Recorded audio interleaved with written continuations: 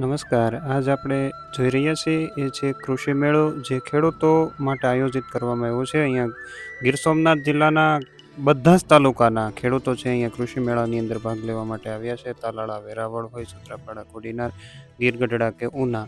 આ કૃષિ મેળાની અંદર પ્રાકૃતિક ખેતીને વેગ આપવા માટે આપણે પ્રાકૃતિક ખેતીમાં થઈ શકે એવા પાકોના થોડા થોડા બિયારણો, જેમાં નાગલી અને કાંગના બિયારણનું આપણે છે એ વિતરણ કરેલું હતું. સાથે સાથે જોઈએ તો ઘણા બધા ખેડૂત મિત્રો આ કૃષિ મેળાની અંદર ભાગ લેવા માટે આવી પહોંચ્યા છે. તો દોસ્તો, આ જે ખેડૂતો જે છે એ કૃષિ મેળાની અંદર આવે છે, અહીંયા આવીને ઘણું બધું પોતપોતાનું, બીજા જે અન્ય ખેડૂત મિત્રો આવે છે જે ખાસ પ્રાકૃતિક ખેતી કરે છે, તો એવા બધા ખેડૂત મિત્રો પોતપોતાના સ્ટોલ જે અહીંયા નાખ્યા છે એ સ્ટોલનું અન્ય ખેડૂત મિત્રો છે એ જોવે છે. તો આપ જોઈ રહ્યા છો કે આ રીતના ઘણા બધા સ્ટોલ છે અહીંયા નાખવામાં આવે છે કે પ્રાકૃતિક ખેતી કરતા ખેડૂતોને ખાસ કરીને પ્રાધાન્ય વધારે આપવામાં આવે છે. એમાં અમારી સાથે આ લાલજીભાઈ પામક છે, જે પોતે હનીબીનું કરે છે, મધમાખીનું પાલન કરી અને પોતાનું મધ પોતે વેચે છે.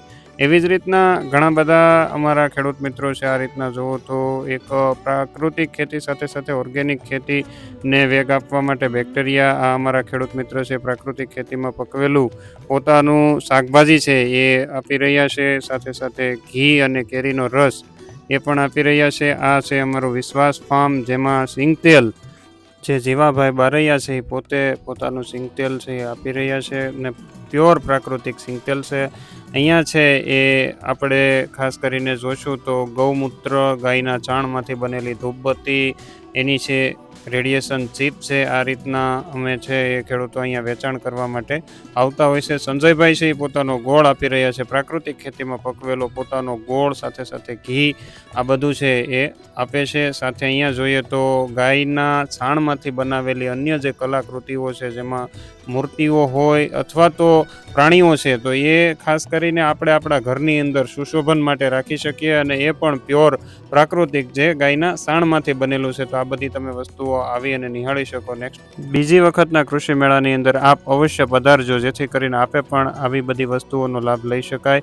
આ અમારા ખેડૂત મિત્રો છે એ ખાસ કરીને અલગ અલગ વિસ્તારમાંથી આવે છે અને આ બધી માહિતી મેળવે છે. સાથે સાથે આ માહિતી મેળવી અને એમાંથી પ્રેરણા મેળવી અને પોતપોતાની ખેતીની એક આગવી ઓળખસી ઊભી કરે છે. તો દોસ્તો, કૃષિ મેળાની અંદર અવશ્ય તમારે પણ લાભ લેવો જોઈએ. આ રીતના કૃષિ મેળાના સમિયાણાની અંદર ઘણા બધા ખેડૂત મિત્રો છે આ કૃષિ મેળાની અંદર ભાગ લેતા હોય છે. પોતે સમય કાઢી અને 5 કલાક માટે આ કૃષિ મેળો નિહાળવા માટે આવે છે. ત્યાંથી એ ઘણા બધા સ્ટોલોની મુલાકાત કરે છે. સાથે સાથે અમારા એવા ખેડૂત મિત્રોને મળે છે કે જેમાં ઓર્ગેનિક અને પ્રાકૃતિક સર્ટિફિકેશન કઈ રીતના કરી શકાય એની માહિતી મેળવે છે. આ રીતના એફપીઓના સ્ટોલ પણ અમે રાખેલા હતા કે જેની અંદર બધી જ પ્રોડક્ટો છે એક જગ્યાએથી તમને પ્રાકૃતિક ખેતીમાંથી પકવેલી પ્રોડક્ટો તમને છે એ મળી જાય, એવા હેતુથી અહીંયા સ્ટોલ ઊભા કરવામાં આવે છે. સાથે સાથે વાનગી સ્પર્ધાનું પણ આયોજન હોય છે. વાનગી સ્પર્ધાની અંદર પ્રાકૃતિક ખેતીમાંથી પકવેલા આપણા જાડા ધાન્યોમાંથી બનાવેલી વાનગી છે, જેનાથી પોષણ આપણને ખૂબ સારું મળી રહેતું હોય, આવી રીતના આયોજન થતું હોય છે. આપણે મુલાકાત કરી છે કે મધમાખી પાલન કઈ રીતના કરી શકાય, અને સૌથી વધારે અત્યારે ખૂબ અગત્યનું છે મધમાખીને બચાવવી. તે બાબતે લાલજીભાઈ જોડે ચર્ચા કરી હતી. ઉપરાંત આ ખેડૂતો જોડે પણ જે આવતા હતા એમની જોડે આપણે ચર્ચા કરતા હતા. આવી રીતના છે અમારે ગીર સોમનાથ જિલ્લાની અંદર ખાસ કરીને કૃષિ વિજ્ઞાન કેન્દ્રના પટાંગણની અંદર કૃષિ મેળાઓનું આયોજન થતું હોય છે. તો આસપાસના ઘણા બધા ખેડૂત મિત્રો અહીંયા આવતા હોય છે, પોતપોતાના અનુભવો છે એ શેર કરતા હોય છે. સાથે સાથે અન્ય ખેડૂત મિત્રો જે છે કે જ્યાંથી આ નવી નવી પ્રોડક્ટો અથવા નવી રેસીપી જે લઈ આવ્યા હોય છે એ શીખતા હોય છે. તો આવી જ રીતના દોસ્તો, તમે પણ અમારા આ કૃષિ મેળાઓની અંદર આવો, નિહાળો. જ્યારે પણ કૃષિ મેળાઓનું આયોજન કરવામાં આવે છે ત્યારે અવશ્ય 100% હાજરી આપવી જોઈએ.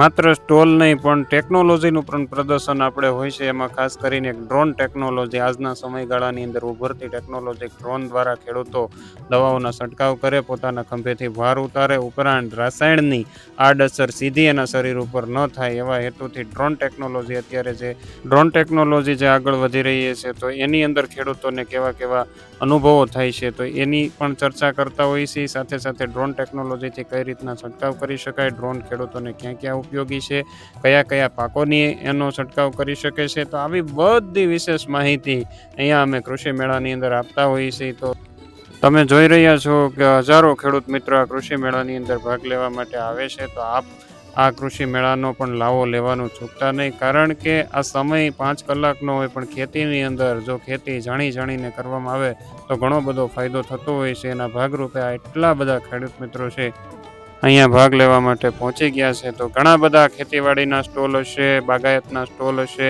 સાથે છે પશુપાલનના પણ સ્ટોલ હોય છે. અન્ય અમારા કૃષિ મેળા બાબતે આપનું શું કહેવું છે, અને આવનારા સમયની અંદર હવે પછી કૃષિ મેળા થાય ત્યારે તમારી હાજરી રહેશે કે નહીં એ કોમેન્ટ બોક્સની અંદર ચોક્કસથી જણાવજો. મિત્રો, માહિતી સારી લાગી અને વિડીયો ખરેખર સારો લાગતો હોય તો અન્ય ખેડૂત મિત્રોને શેર કરવાનું નહીં ભૂલતા, જેથી કરી અને એ પણ આવા કૃષિ મેળાઓના લાભ લઈ શકે.